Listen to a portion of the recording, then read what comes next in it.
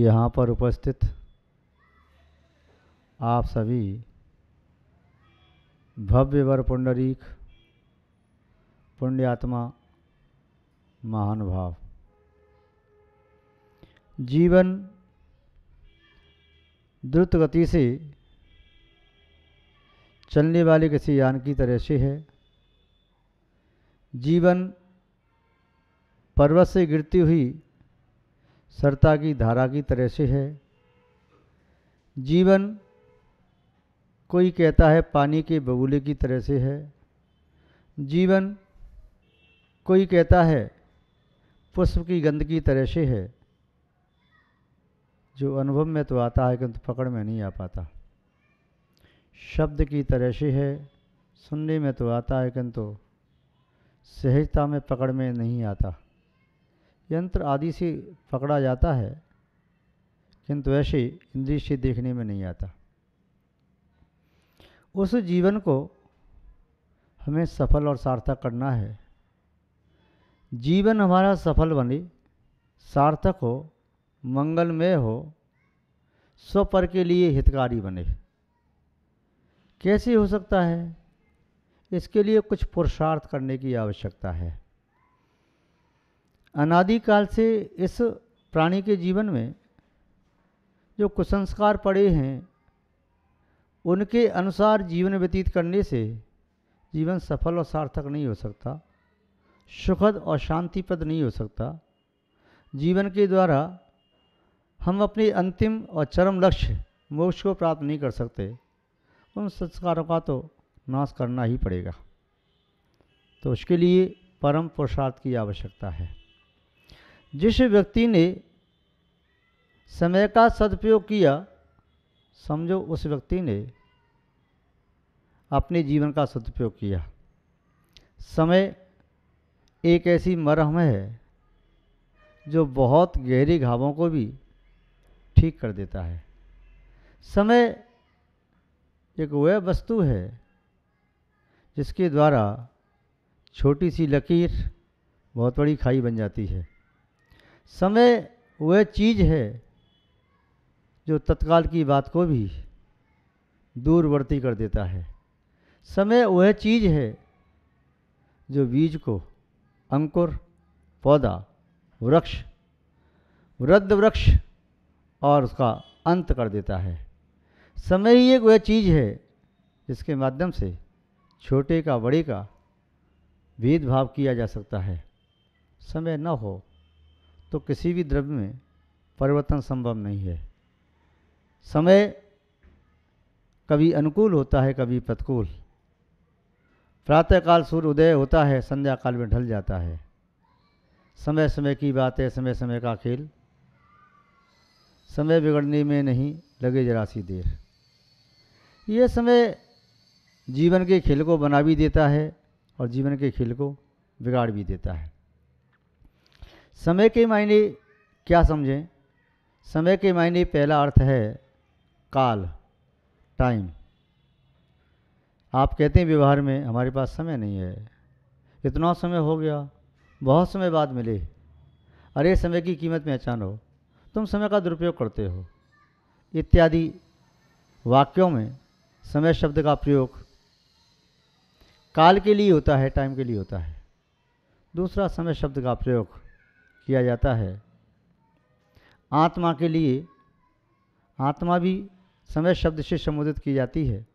आचार्य भगवान कुंदकुंद स्वामी ने आत्मा का सार जिस ग्रंथ में लिखा उसको समय सार कह दिया। या जहाँ कहीं भी आत्मा के गुणों की चर्चा हो, आध्यात्म चर्चा हो, शुद्ध आत्मा की चर्चा हो, चर्या करने के सूत्र बताए जाएं, उसे भी समय का सार कह दिया जाता है। समय का अर्थ मत, संप्रदाय, धर्म आदि से भी लिया जाता है। स्वसमय, पर समय, अपना मत और परमत। समय का अर्थ जिन शासन से भी लिया जाता है। समय की छत्र छाया में ही आत्मा को परमात्मा बनाया जा सकता है। महानुभाव, समय बहुत महत्वपूर्ण चीज़ है। जीवन में प्राणी सबको पहचानने की कोशिश करता है, कौन अपना है कौन पराया है। कौन मेरे लिए हितकारी है, कौन अहितकारी है, किसके माध्यम से कल्याण होगा, किसके माध्यम से कल्याण होगा, ये सब देखता है, प्रयास करता है और हितकारी को देखने की कोशिश करता है। इसीलिए व्यक्ति छोटी से छोटी वस्तु का भी सदुपयोग करता है।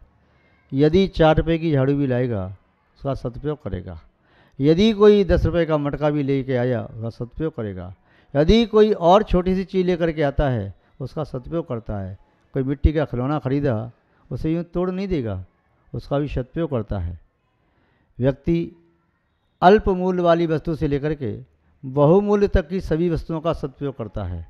उसे ऐसा लगता है सदुपयोग करने से जीवन सफल और सार्थक बनेगा। वस्तु का सदुपयोग करने से पुनः पुनः वस्तु की संप्राप्ति संभव है, दुरुपयोग करने से उसकी संप्राप्ति पुनः बड़ा कठिन है। किंतु इन सब का सदुपयोग करते हुए वो अपने शरीर का सदुपयोग क्यों नहीं करता, शरीर का दुरुपयोग क्यों करता है, अपने वचनों का सदुपयोग क्यों नहीं करता, वचनों का दुरुपयोग क्यों करता है, अपने मन का सदुपयोग क्यों नहीं करता, मन में बुरी बुरी विचार क्यों लाता है, अपनी आत्मा का सदुपयोग क्यों नहीं करता। इस आत्मा ने आज अच्छा साधन प्राप्त किया, मन वचन काय या और उपकरण साधन सामग्री, इन सब को प्राप्त करके उसका सदुपयोग करने का भाव मन में क्यों नहीं लाता। ये सब बातें व्यक्ति क्यों भूल जाता है, क्योंकि उसने सही मायने में भी आत्मा को जाना ही नहीं। जो व्यक्ति समय का सदुपयोग करना जानता है वही अपने जीवन का सदुपयोग करना जानता है, क्योंकि जीवन समय से हटकर के कोई दूसरी चीज़ नहीं है। जन्म एक बिंदु है, मृत्यु दूसरा बिंदु। जन्म और मृत्यु के बीच में रहने वाला जो कालखंड है उसे जीवन माना जाता है। उस कालखंड में शरीर बढ़ता चला जाता है, मन परिपक्व होता है, वचनों में स्पष्ट बोलने की क्षमता आती है।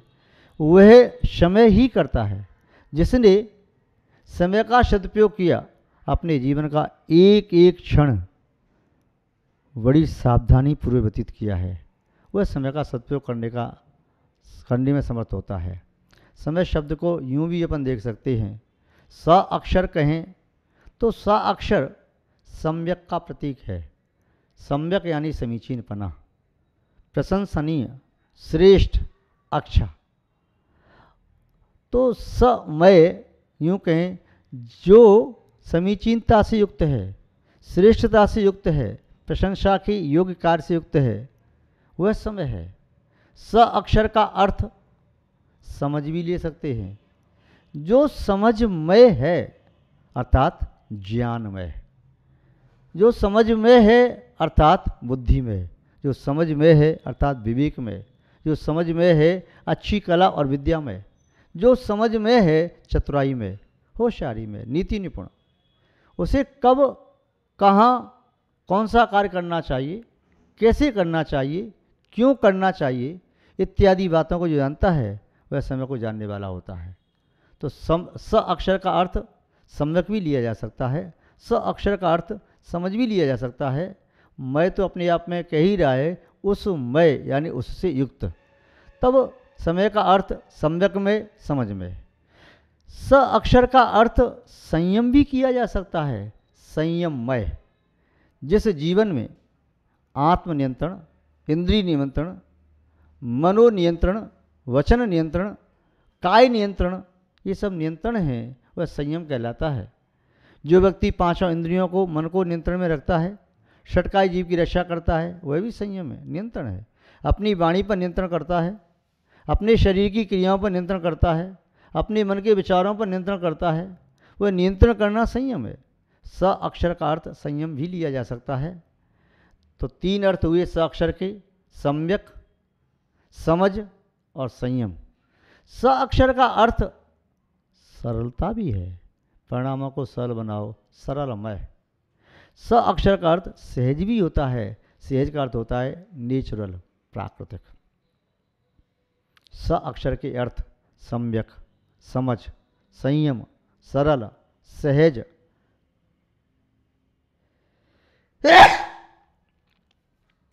सदय, दया में परिणाम भी हो सकता है।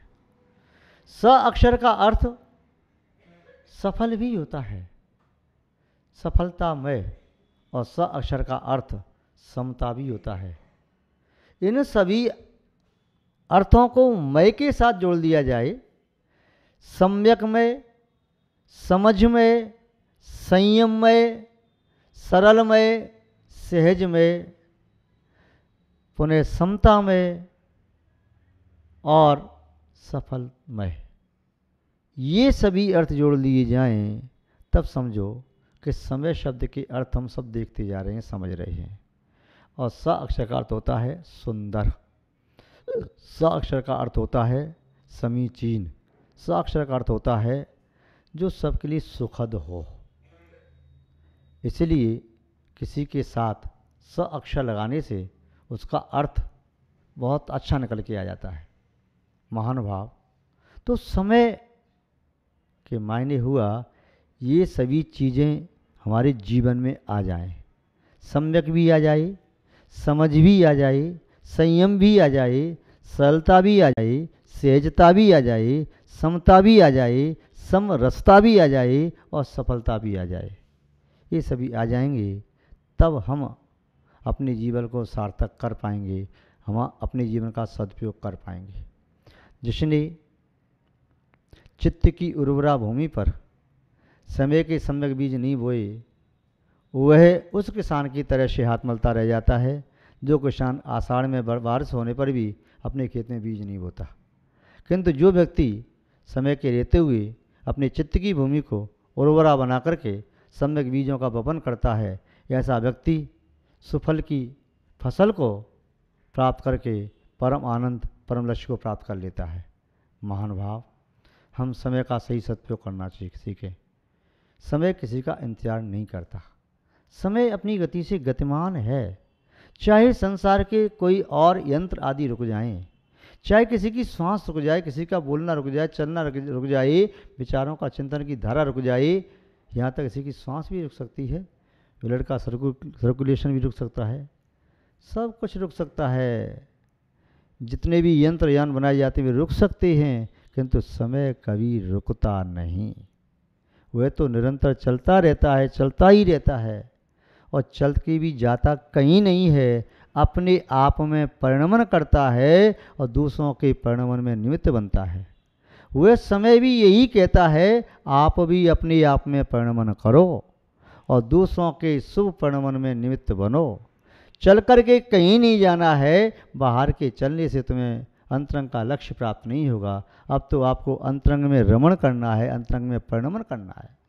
महान भाव, एक चित्रकार ने चित्र बनाया, वह उस चित्र को बाजार में लेकर के गया जहाँ चित्र बिक रहे थे, बहुत तस्वीरें बिक रही थी। कोई किसी देवता की तस्वीर थी, कोई किसी महापुरुष की, कोई साहित्यकार की, कोई वैज्ञानिक की, कोई समाज सेवी की, अन्य प्रकार के सभी के चित्र बिक रहे थे। यह चित्र एक विचित्र चित्र था कि उसके पास ग्राहक आते और लौट जाते। शाम हो गई, उसका चित्र नहीं बिका। बड़ा अजीब चित्र। शाम को लोग इकट्ठे हुए, क्या बात है, ये ऐसा कैसा चित्र लाया, बिका भी नहीं, कौन लेगा इसके चित्र को, चित्र क्या है। उससे पूछा, भाई तुमने क्या चित्र बनाया। आदमी जैसा चेहरा बनाया है और समझ में नहीं आता, लंबे लंबे बालों से चेहरा ढक दिया है, कुछ पहचान में नहीं आता किसका चित्र बनाया, और पीछे से कोई दिखाई नहीं दे रहा है। सभी लोगों की जिज्ञासा हुई, बताओ किसका चित्र है। उसने कहा, इस चित्र के बारे में जो बता सकेगा तब मैं यह चित्र उसे मुफ्त में ही दे दूंगा। बड़े बड़े विद्वान, बड़े बड़े जो राज्यसभा के मंत्री थे वह उपस्थित हुए, राजा भी उपस्थित हुआ। सबने खूब सोचा ये चित्र किसका हो सकता है। किसी मनुष्य के लंबे लंबे बाल थे, कोई लेडीज के बाल थे, यह कौन है, कैसा चित्र है, चित्र बहुत सुंदर है, समझ में नहीं आता आखिर में चित्र है क्या। किंतु उससे ही पूछा, महानवा आप ही बताएं। उसने कहा, यह है समय का चित्र। समय का चित्र है, समय जब सामने से आता है उसे कोई पहचान नहीं पाता। जैसे ये चित्र सामने से आए, पहचान न पाए, लंबे लंबे बालों उसका चेहरा ढका हुआ है, कोई नहीं जान पाता ये कौन आ रहा है। प्रत्येक व्यक्ति के जीवन में समय आता है, अच्छा समय भी आता है, बुरा समय भी आता है। बुरे समय जब आते हैं तब तो व्यक्ति रोता है, सिसकता है, प्रभु परमात्मा का भजन करता है।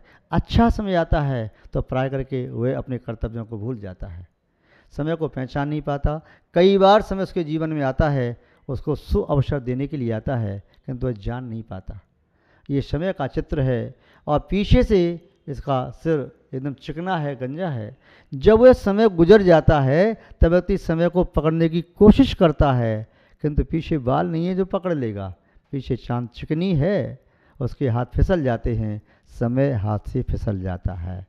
बालू को मुट्ठी में बंद करो तो फिसलता है, पक्षी बंद करो हाथ में तो मरने का डर रहता है, शिथिल करो तो उड़ जाते हैं। इसी तरह से जीवन में ये समय है, इस समय को बड़ी मजबूती से पकड़ते हैं तो पकड़ में आता नहीं। क्यों?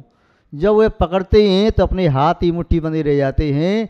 जैसे मुट्ठी में से बालू गिर जाती है, मुट्ठी बंद कर लो यूं तो पानी गिर जाता है, ऐसे ही समय भी फिसल जाता है। सामने से पकड़ने की चेष्टा करें तो पकड़ में आता है। व्यक्ति जाने ये समय आ रहा है, मेरा अनुकूल समय है, पहले से तैयार रहे तो समय का सदुपयोग कर सकता है। जैसे व्यक्ति प्लेटफॉर्म पर खड़ा होकर के गाड़ी का इंतज़ार करे, जैसे गाड़ी आई तो बैठ सकता है कि मुझे इस गाड़ी में बैठना है, सामने से गाड़ी पहचान में आ जाए ये अमुक एक्सप्रेस है, ये अमुक ट्रेन है, मुझे इसमें बैठना है। और वह यदि आगे चली जाती है, पीछे से देखे अमुक ट्रेन है तो पीछे दौड़ के पकड़ी नहीं जा सकती।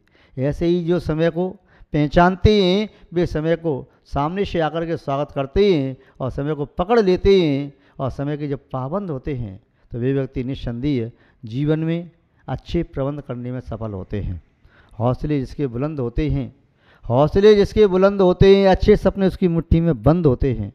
हौसले जिनके बुलंद होते हैं, अच्छे सपने उनकी मुट्ठी में बंद होते हैं। दुनिया चाहे फिर कुछ भी कहे, वह सब कुछ कर सकते हैं जो समय के पाबंद होते हैं। महान भाव, अपने जीवन में समय के पाबंद बनो। समय की पाबंदी निस्संदेह जीवन के पुष्प को सुगंधित करती है। समय की पाबंदी जीवन के सूर्य को प्रकाश देती है। जीवन का सूर्य प्रकाशित हो जाता है। समय का सदुपयोग किए बिना जीवन का सूर्य अंधकार में हो जाता है, पुष्प गंध रहित हो जाता है और पुनः जीवन प्राण रहित की तरह से हो जाता है। इसलिए आप यदि उपयोग करना ही चाहते हो, सदुपयोग करना चाहते हो, तो सबसे पहली चीज़ है समय का सदुपयोग करना सीखो। समय का सदुपयोग ही जीवन का सही सदुपयोग है, और जीवन का सही सदुपयोग ही अपने लक्ष्य की मंजिल की प्राप्ति है। मैं आप सबके लिए ये भावना भाता हूँ कि आप सभी लोग समय का सदुपयोग करें। समय किसी का इंतज़ार नहीं करता, आप इंतज़ारी करें और जैसे उचित समय आता है उस अपॉर्चुनिटी का, अवसर का सही लाभ लें, तभी आप बुद्धिमान कहे जाएंगे। आप सभी का मंगल हो, शुभ हो, कल्याण हो। हम आपके प्रति ऐसी भावना भाते हैं और इन्हीं सद्भावनाओं के साथ अपनी शब्द श्रृंखला को यहाँ विराम देते हैं। जय बोलिए श्री शांतनाथ भगवान की। परम पूज्य आचार्य गुरुदेव श्री विद्यानंद जी महाराज की।